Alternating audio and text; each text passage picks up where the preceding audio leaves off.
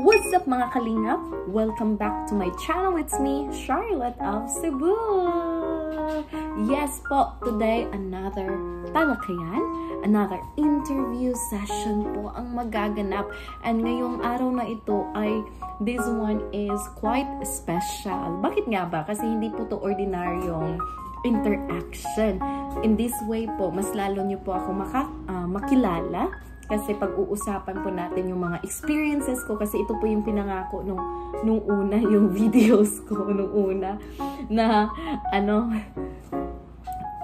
I will share my experiences, no, my memories din dun sa diet. And of course, to make our kwentuhan more active, may kasama po tayo. Siya po yung magiging interviewer natin. So, sino nga ba to? Yes, right. Siya lang po ang kaisa-isang babae na umalalay, nagpalaki at sumuporta sa akin. Walang iba kundi si Inday Laagan. Yes! Hello! Pakpak mga kalinga! Hello! It's me!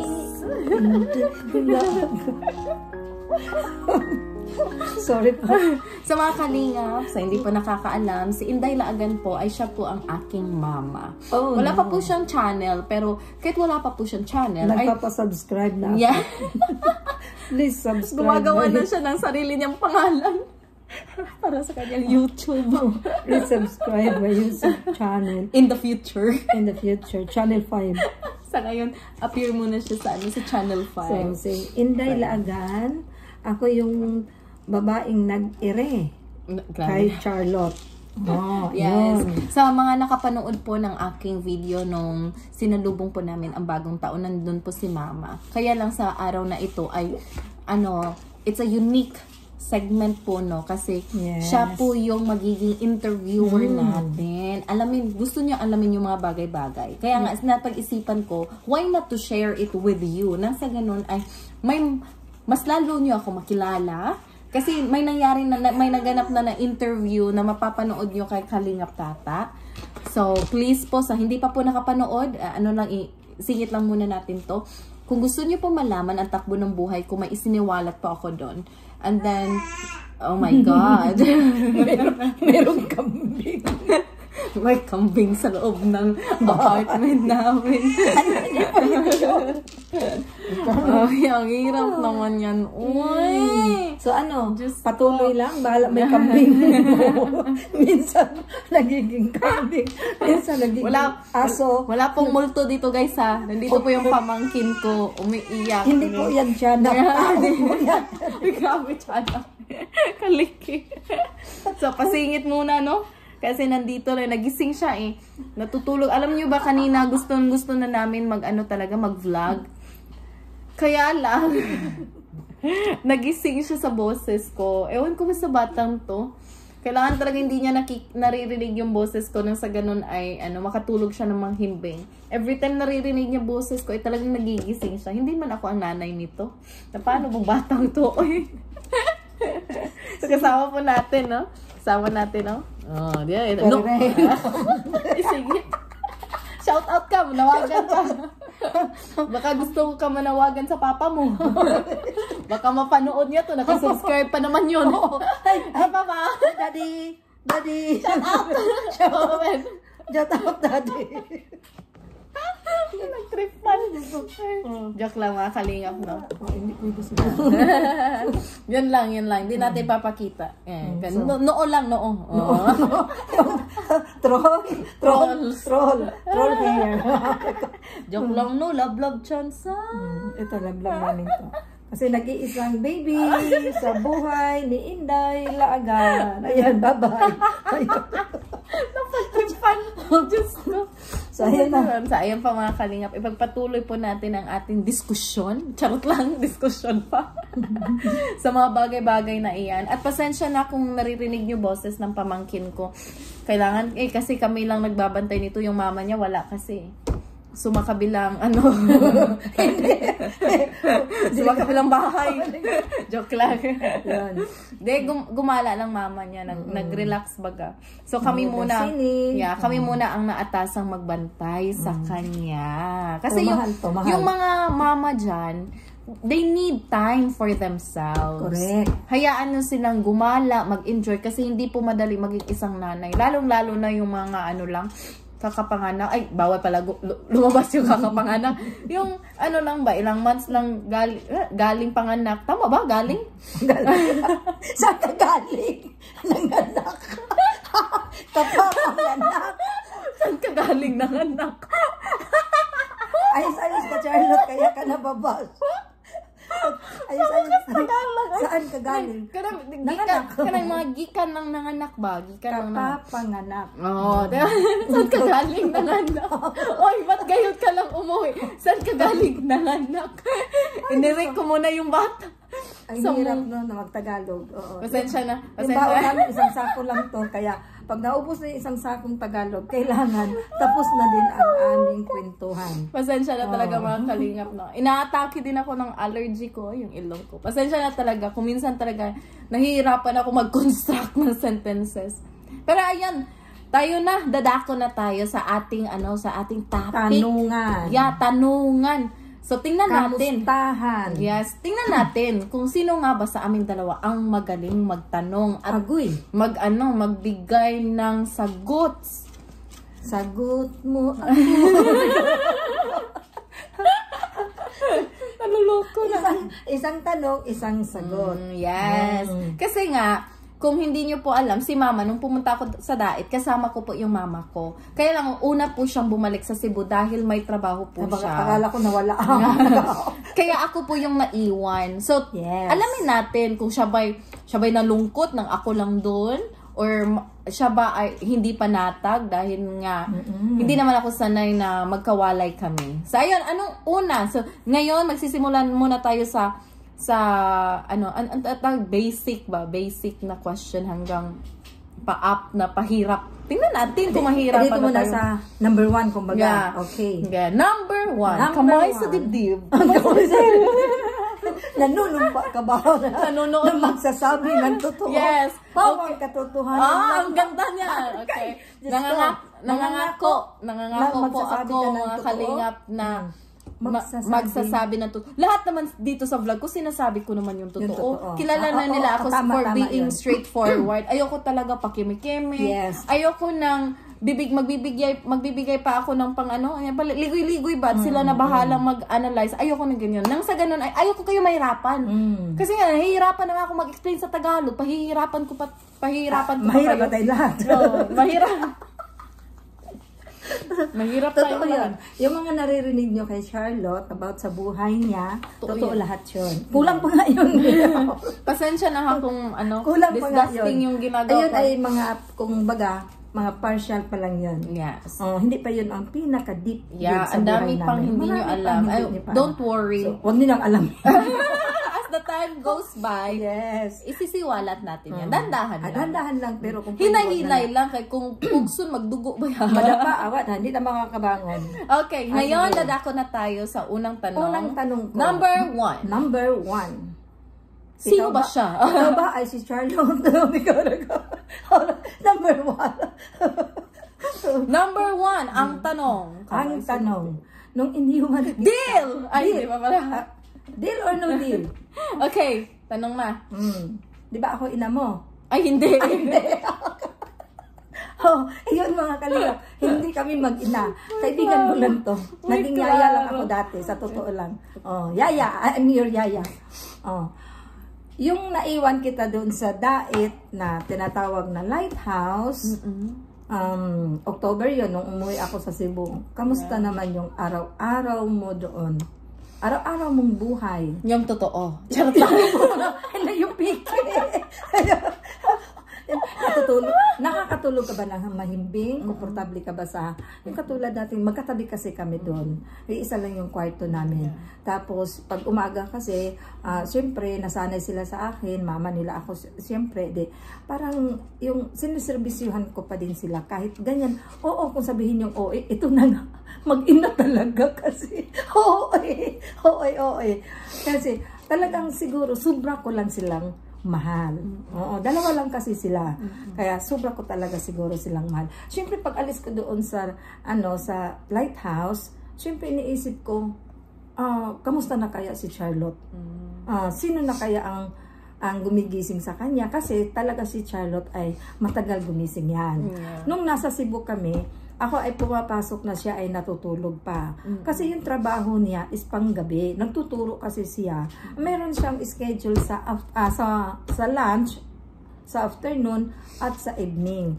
So, pag alis ko ng umaga, itulog pa siya. Hinahayaan ko na lang siyang matulog. Kaya nga yung pagpunta namin ng Dait, parang hindi ako masyado pang panatag nung umalis ako kasi baka hindi pa siya masanay na gumising ng, totoo naman siguro, hindi pa siguro siya nasasanay na gumising ng maaga. Totoo ba yan, Charlotte? Kamusta naman yung buhay mo nung ako ay umalis na at umuwi na ng Cebu?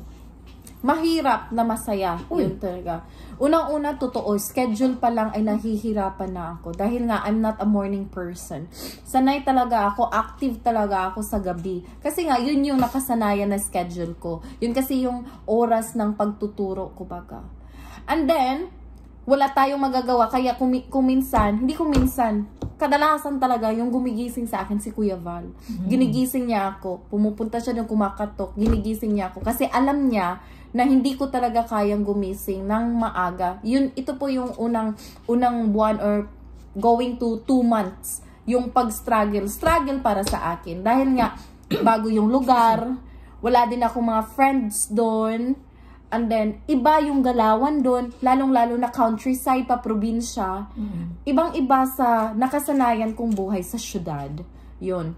And then, komportable ba ako sa pagtulog? Hindi talaga ako nakakatulog ng mahimbing. May mga gabi na ang tagal kong makatulog, tapos kailangan kong magising ng maaga. Dahil nga sa kakaisip, kung itong trabaho ba to ay nararapat para sa akin? Kung kayang-kaya ko ba magiging isang vlogger? Kasi sa mga araw na iyon, tayo ay parang tinitrain pa. Kasi yung lighthouse, yun yung training ground.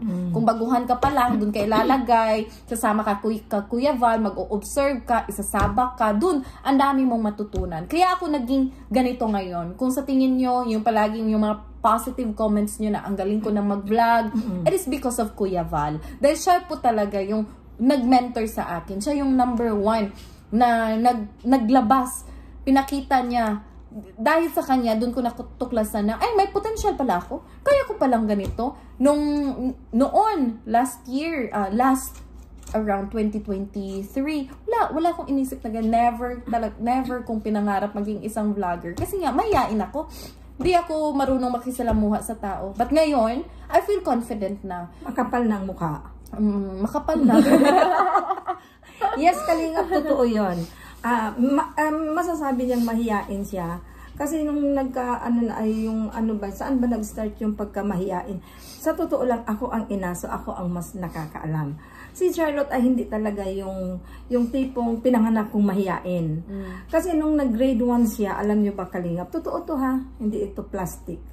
Nung nag-grade 1 siya, walang isang linggo yata every week every week hindi pwedeng hindi ako matatawag ng teacher. Akala ko magbibigay ng award, may niya sa school, hindi pala.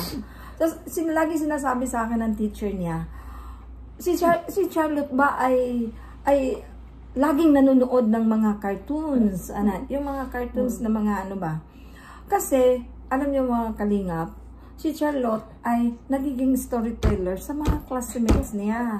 So yung teacher niya, pag nagsusulat daw siya sa blackboard, paglingon niya si Charlotte nasa ibang upuan na. Tapos yung mga kaklase niya, ayun, nakaharap na sa kanya. Tapos nung grade 1 siya, nagbakasyon kami dun sa Bohol, maalala ko yun napuntahan namin yung Tarsier, napuntahan namin Chocolate Hills, mga ganun-ganun. Pagbalik niya sa eskwela, alam niyo ba mga kalingap, tinawag na naman ako ng teacher. Kaya nalaman ng teacher na pumunta pala kami sa Bohol dahil kay Charlotte. Nag-storyteller na naman sa mga classmates niya. Yung ano daw, yung nakakita doon sa ng unggoy na maliit, yung tarsier nga yon. Tapos yung mga pinapanood niya, mga cartoon sa television, yun ay kanyang, story sa mga classmate. Kaya, nasasabi ko si Charlotte ay hindi talaga totally na pinanganak kong mahiyain. Pero, dahil nga sa nangyari sa buhay namin, na mag-isa na lang ako, single mom na nga ako, dahil naikwento naman partially Charlotte, yung naging buhay namin. Yes. So, time na yun na nagtatrabaho ako, sila na lang ang naiiwan. Marami akong bawal. Yeah. Bawal lumabas. Bawal. Kasi, syempre, bilang isang ina na nagmamahal sa anak, parang siguro, aywan ko kung pangit ba yun para sa iba, na hinihigpitan ko silang huwag lumabas. Kasi, aalis ako ng umaga, uwi ako ng gabi. Dahil nga sa trabaho ko. Kaya, doon siguro nagsimula si Charlotte na parang okay na sa kanya na laging nasa loob ng bahay. Yes. Especially kung may kwarto siya. Doon lang lagi sa kwarto. Pero mahilig siyang magbasa ng mga libro. Hindi pa kasi uso noon yung mga gadgets, yung mga yung mga ano ba yun? Yung mga basta ang nasa amin noon is television lang. So sa book siya nagbabasa lagi, nasa kwarto lang siya.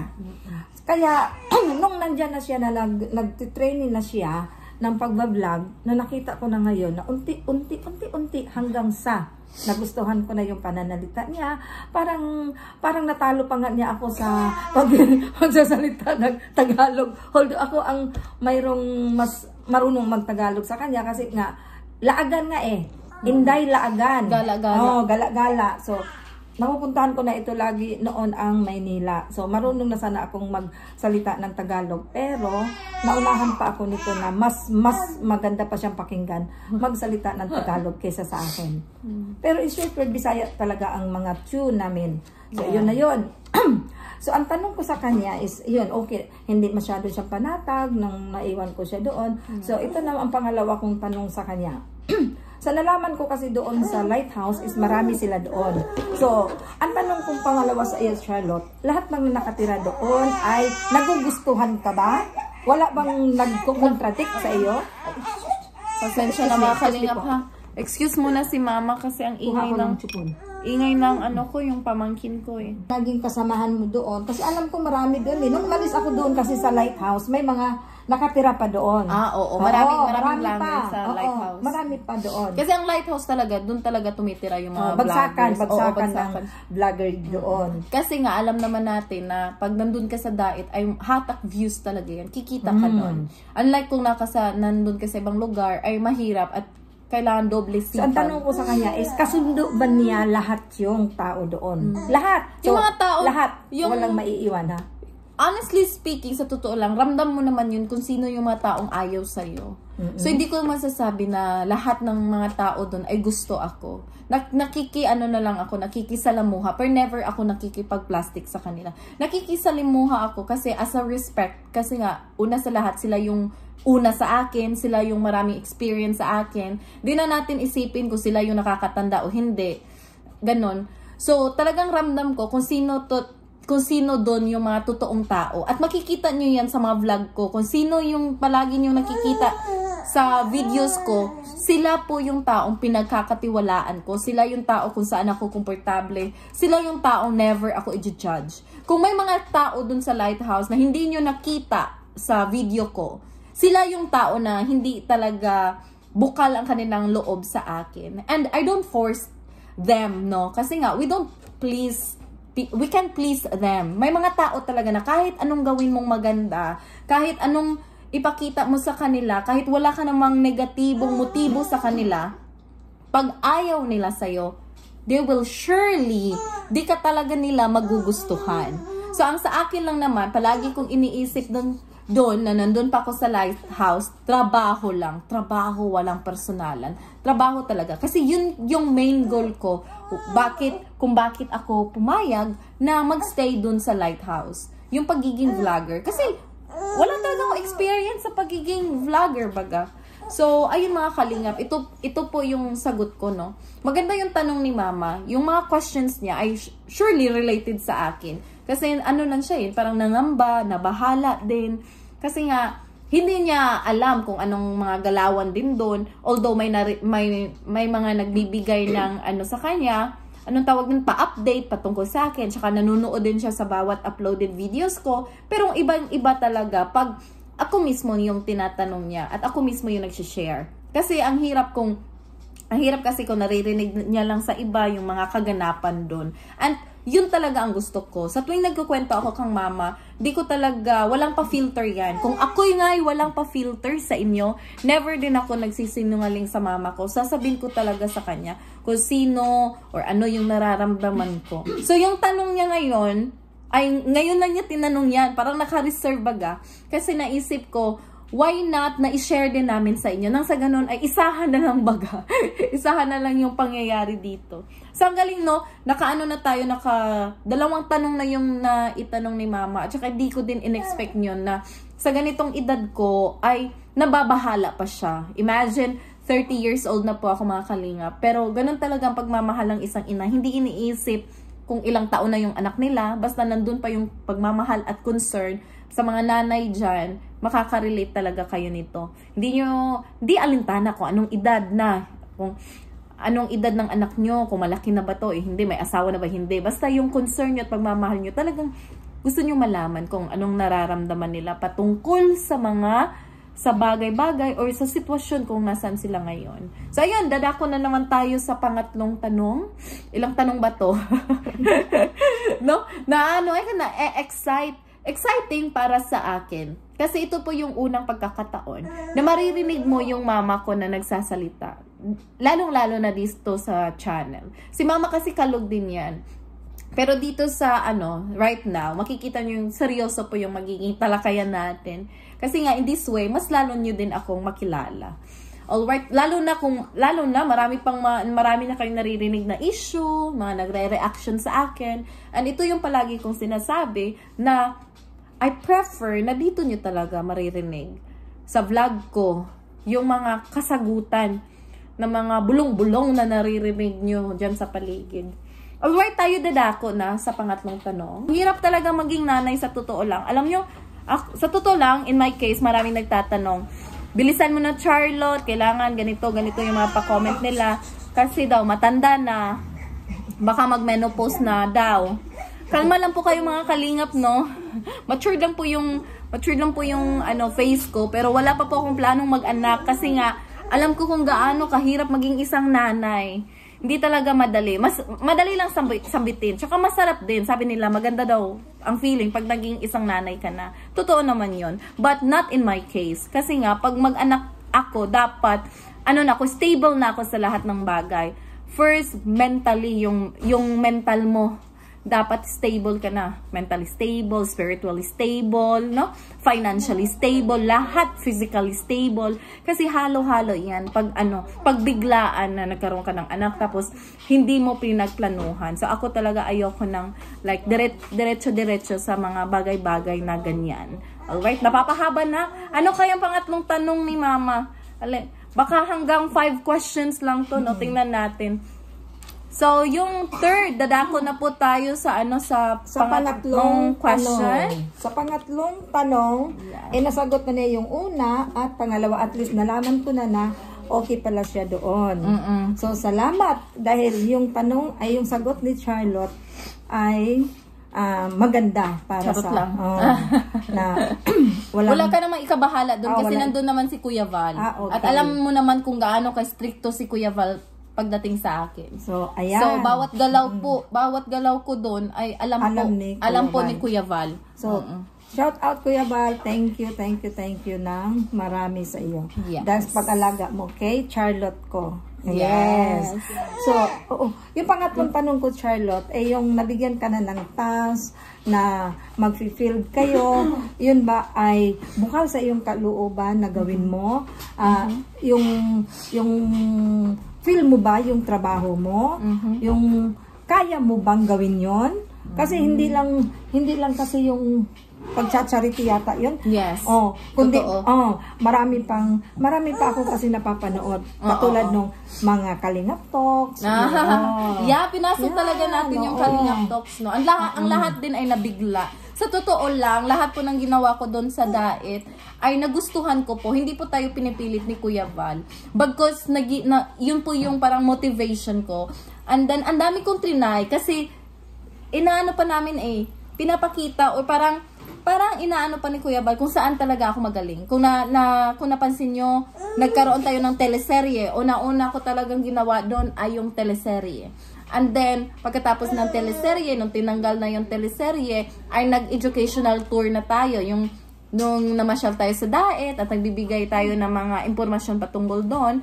And then, dito na din pumasok yung pag-i-interview natin bukod sa charity. Kasi yung charity ni Kuya Val, ano lang tayo like parang tayo sumasama lang, tayo assistant lang. Pero dun sa interview, yung Kalingap Talks po talaga, ay nag-boom po siya mga Kalingap. Hindi ko po inaasahan na mas lalo tayong makikilala doon as Charlotte of Cebu dahil nga yung mga sakalam natin sa Team Kalingap, sila po yung pinapanayam natin. And in that way po, mas lalo po natin silang nakikilala. So dun talaga, parang nakikilala tayo dahan-dahan, lalo na't yung mga panayam ko, yung mga interviews ko, ay mapapanood mismo sa channel ni Kuya Val. So, laking pasalamat ko talaga, no? Kasi ang daming task na binigay ni Kuya Val, at ngayon alam ko na kung saan tayo magfo-focus.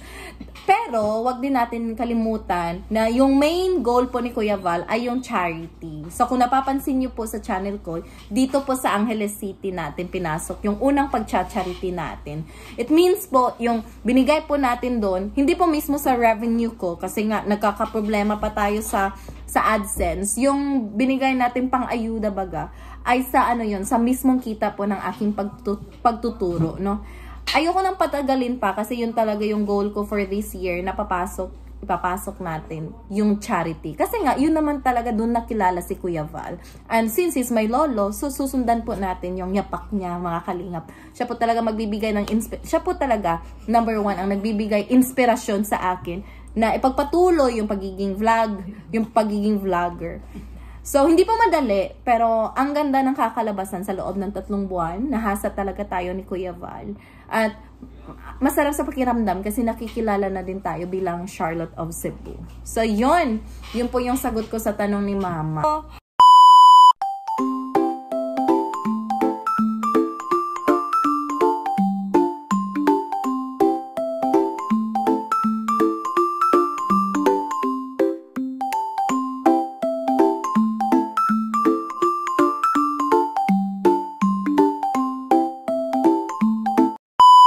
Dito pa si Mama ay talagang makikipagkwentuhan tayo sa kanya. Kahit papano ay may bonding time. So, kung gusto nyo pa ng part 2, do not hesitate to comment down below ng part 2. Alright, tayo dadako.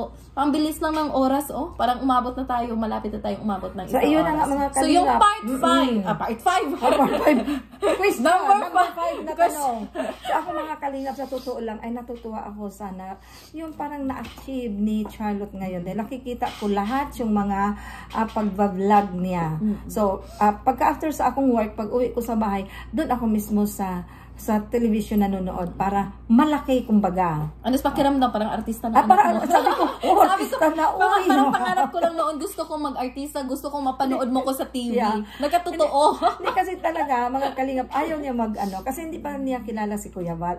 Talaga iyan ang punot dulo. Ayaw niya kasi mag-vlog. Kasi wala, talaga ayaw daw niya. Parang, ako pa nga ang may gustong mag-vlogger. Kasi nahiya talaga ako. Tinulak ko talaga siya. Nahiya ako. Kaya mo yan. Then, anak ko siya, alam ko na mayroon siyang talent na nakatago. Bongga. Kaso Bongga hindi niya nilalabas ba, kaya ako naiinis. Kaya ngayon, nang nakita ko na mayroon na siyang talagang kakayahan, nakikita ko talaga, wala akong correction sa kanya. Kundi advice lang, galingan mo pa. Yan pa, yan. Nag-a-advise ako sa kanya din na ganyan ang gawin. Kahit itanong niyo sa kanya. Nag-chat din ako sa kanya. Kaya natutuwa ako sobra sa narating niya ngayon. Congratulations nga pala. Dahil umabot na siya ng 25K. So sabi ko nga sa kanya, nung pumasok ang year 2025, yun din ang pasok ng Yes. 25 subscribers. Ay, Diyos ko. Yes. So, bilang Sa isang January 1 inano, talaga yun. ay, sarap ng pakiramdam. Yeah. So, may mga little wins. Maraming salamat po talaga sa inyong support ng mga Salamat Kalinga. sa mga nag-support. Salamat sa mga tumulong, nag-subscribe. Salamat. At saka, supportahan niyo din ako.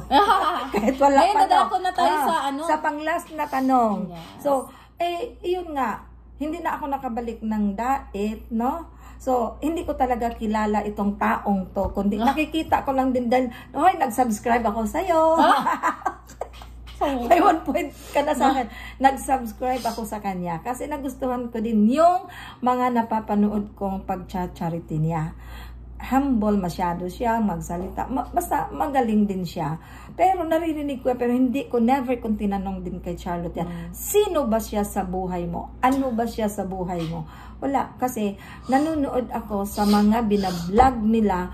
Kaya nakikita ko yung mga trabaho nila kumbaga. Kasi si Charlotte ay iniwan ko sa diet para magtrabaho.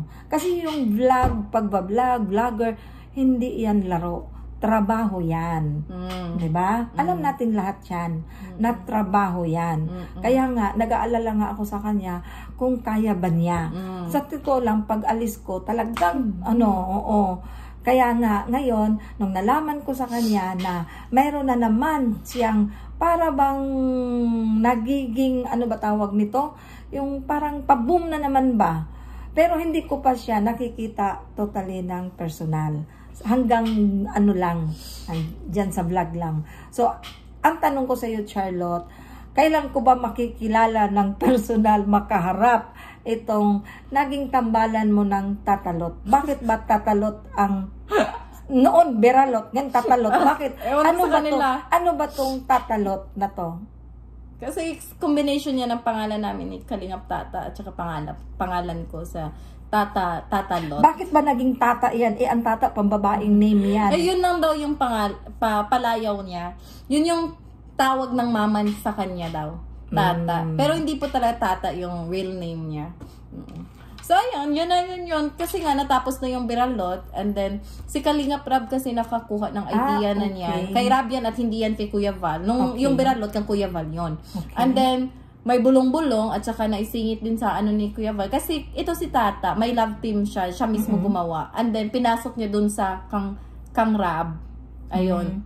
So, ikaw ang napili, kumbaga, na itambalan kang Kalingap Tata. Yes. Okay. Parang, so, ano naman yung pakiramdam mo na naging tambalan ninyo ni Tata? Magaan ba yung loob mo? Ano yung totoo, yung nararamdaman mo, kumbaga?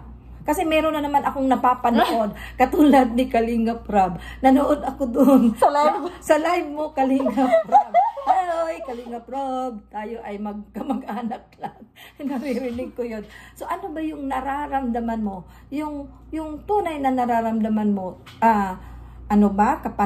Ano ba yun? Panatag ba ang loob sa kanya? Kapanti ba? Yung ano ba yun? Ikaw makakapag-explain. Kasi hindi ko pa siya nakakausap ng personal.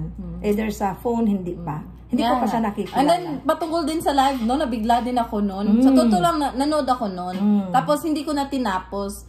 And then, may mga vloggers na nag-personal chat na sa akin. Ayun, bigla kong nanood ulit ako. So, yung last part talaga na napanood ko yun. At nabigla din ako, no? Parang naging issue na din yung pangalan ko dahil nga kay Kalingap Tata. And, yung pakiramdam ko naman ay ibang-iba sa pakiramdam ko nung nagbiralot ako. Sobra talaga, ibang-iba. Like 100% na iba.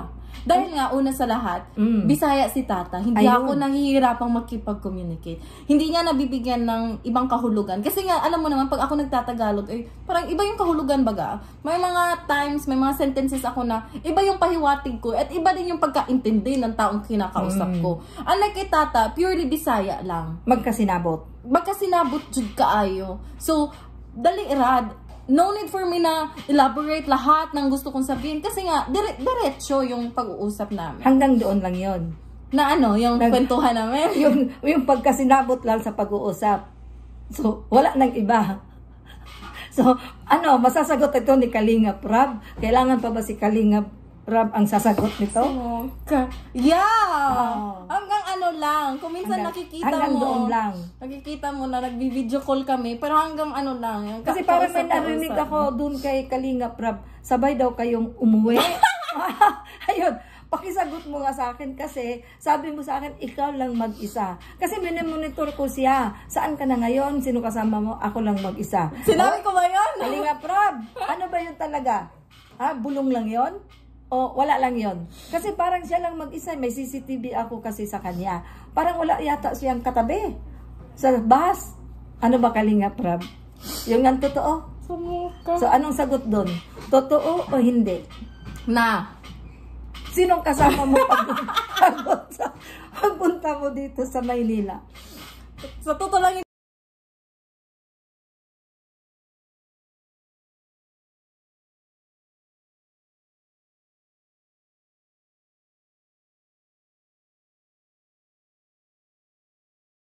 ko lang talaga na may issue kami. Kasi gusto ko din na may private life. Kasi dun sa maraming pumapasok baga. So, naisipan ko, pag ako'y makikipagtambalan ni Tata, gusto ko, may part lang na pwede namin ipakita. At may part din na sa amin na lang. Kasi dinala ko lahat. Oo, hindi ko dinala yung maleta mo. So, ako nagdala. So, more than 20 kilos yun yung ano. Tapos ako hindi, 40 kilos. Yung isa, yung bawat. Yung isang maleta, 20 kilos yan. So ako lang, tapos may bagpak ko, ko, hindi ko talaga kaya. I don't want to be defensive, pero si Kalingap Tatay, walang namumuo sa amin. Bago pa kami, walang namumuo. At saka, sinabi ko na yun sa kanya, trabaho lang, walang personalan. At yun talagang yung nagustuhan ko sa kanya. Kasi, before pa pinasok yung Tatalot, tinanong ko siya, ito ba'y trabaho lang, walang personalan? Pero yung nakikita yung closeness namin, parang nagiging close na kami sa isa't isa, ay totoo po yan. Kasi ang sarap sa pakiramdam pagka po Bisaya eh. Yun talaga yun. Ibang-iba kasi pag kasi pag Bisaya kasi parang iisa lang yung daloy ng isip nyo. At least hanggang tambalan lang. Hanggang tambalan lang. Huwag nang lalagpas ng tambalan kasi pag lumagpas ng tambalan yun, masisira buhay mo. It's a joke. It's a joke lang yun.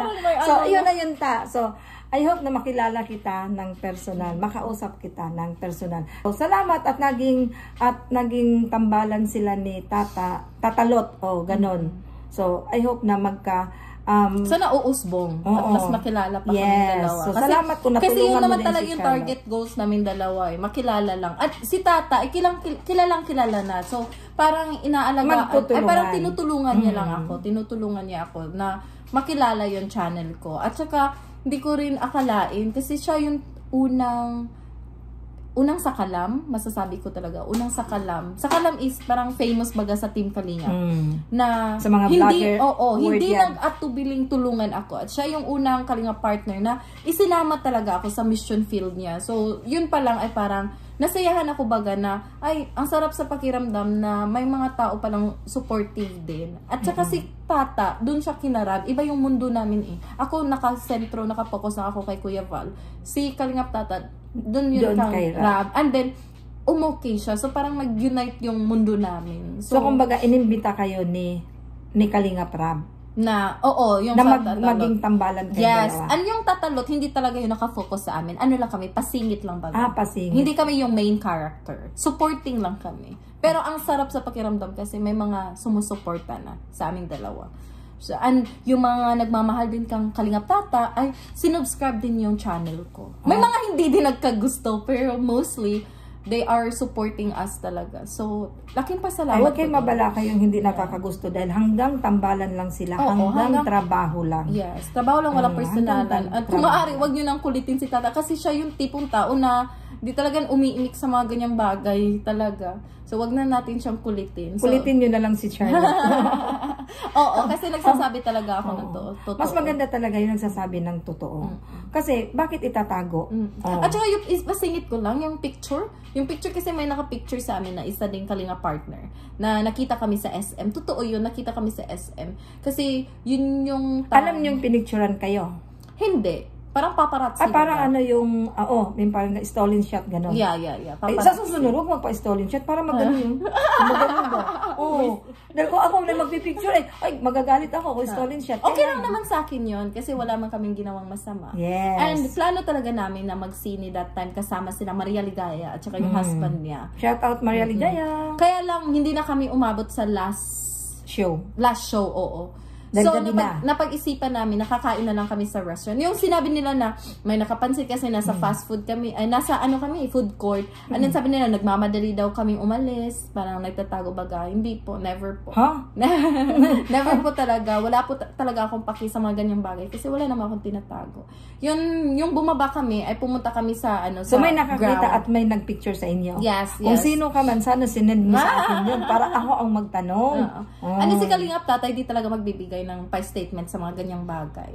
So since na naipasok mo at ikaw naman mismo may karapatan ka naman talaga magtanong patungkol dyan kasi nga ikaw yung mama ko. So I allow you and I will surely give you the yung totoong sagot. Kasi I don't like to parang pasikot-sikot pa yung sasabihin. So, wala pong namumuo. Yung official po, marami kasing wala pang namumuo? Maraming nawiwi. Ano ba? Ano ba sabi mo? Walang nabubuo. Wala pang. Ano ba yun? Kasi bago pa lang. Klaruha ba kayo? Daghang kayo nalan. Sige, yun na yun. And then yung ko po, yung kasi ako yung pa-BTS ng tatalot namin. Yung we are official. Ang ibig sabihin ko po, we are officially friends na po talaga. Yun yung time na tinanong ko siya, are we friends na? Kaya, kasi pag friends mo na isang tao, makakagalaw ka na nang walang hiya. Uy, tata, wala kang hiya. Walang hilangan, yung hindi ka na nagkakahiyaan. Wala kang hiya talaga. Tinagalaw. Sa totoo lang mga kalingap, no, yung isang sakong baon namin Tagalog, ubus na. Kaya wala nang nagkahiyaan. Ano ba yun? Wala nang mga hiya. Mahaba. Ito na yata yung pinakamahabang interview. Pasensya na talaga mga kalingap, no? 5 questions lang, pero umabot na tayo. 5 questions. Ng isang oras. Gusto ko pang may itanong. Kaso lang, mahaba na. Baka sa part 2 na yan. Wala na. Kasi alam nyo, mama ko hindi nauubusan ng salita, hindi na ako nauubusan. Talagang aabot tayo. Try nyo akong kontakin, mag-usap tayo hanggang umaga, di ba? Yeah, pag nagkwekwentuhan talaga kami ni mama, ay magdamag yan. Lalo na pag matagal kami hindi nakikita, magdamag yan. Kaya yung isang oras, introduction pa lang to. Tawa-tawa pa lang yan. Hindi pa yan naabot ng seryoso. Wala pang iyakan yan. Correct yan. Tama yan. Kung sino yung gustong subukan akong kausapin or siya, hala sige. Dial na. So, ayun, dito lang muna, no? Ang daming patanong patungkol kay Tata ay. Tata, shout out Tata. Mag-usap tayo. Dami nating revelation dito. But ito po. At least natuwa ako, nalipay ko nga naging suod mo ni Charlotte. Yeah. At least nalipay ko. Kasi sabi niya, hanggang dyan lang. Wala pang. Walang hiya.